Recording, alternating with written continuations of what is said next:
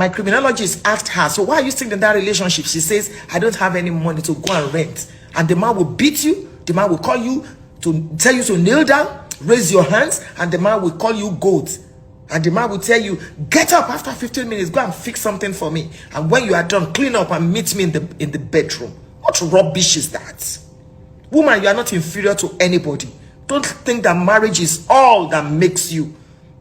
Please understand that you are important. With or without marriage, don't die in any abusive relationship. And I want to say this to, well, I'm not a pastor, I'm a pastor's wife. And I've been a pastor's wife for 33 years. Those of you that are privileged to have spiritual authority over people, please stop telling them to stay in abusive relationships and be praying. If they were your blood relation, will you tell them to stay there? How can you as a pastor, somebody tells you that my husband is beating me, my husband is slapping me, while my wife has brought out a knife, and then you say to the person, stay there, I will be praying for you. God can never hear that kind of prayer. Please, stop telling people. That is abuse of power. Submission is not subjugation. Submission is not slavery. Ephesians chapter 5 verse 22 is preceded by verse 21. Submitting one to another. Every aircraft has a pilot and a co-pilot. The fact that you are the head of the relationship does not mean you should kill the body. Does not mean you should kill the body in the name of religion. Then I say the woman is not submitting. Submission, Bible submission, not demonic submission. Bible submission is strength put under control, and you submit one to another.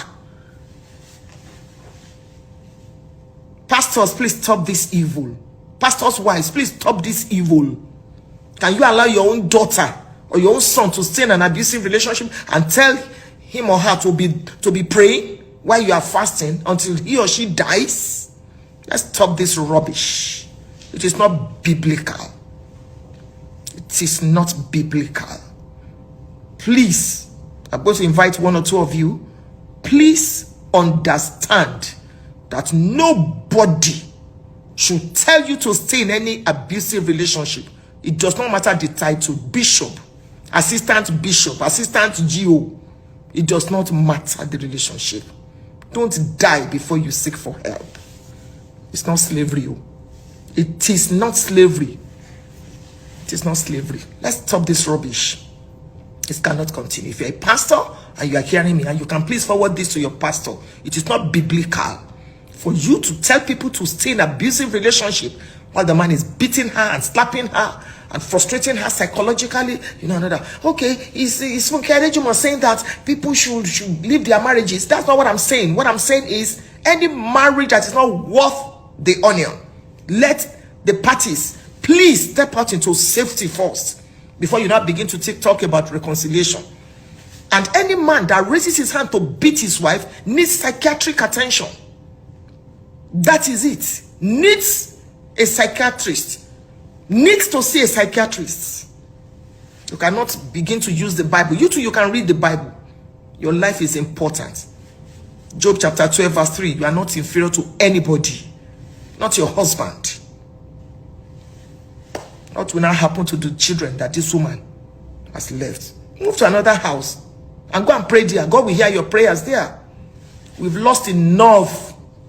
Please, let's stop this.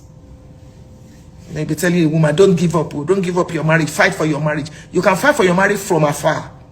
You can fight for your marriage from another house. Not in the house of an animal that is beating you and killing you. I'm so sorry to say this. Let that man stay in jail. And say, but we must forgive. He must be born again. Let him be born again and be an evangelist in the prison. That's my take. I'm going to ask some of you. Yes, emotional abuse, psychological abuse, physical abuse. Don't take any. Everything is nonsense. Fight from a distance. Fight from afar. Don't live with an animal. Some people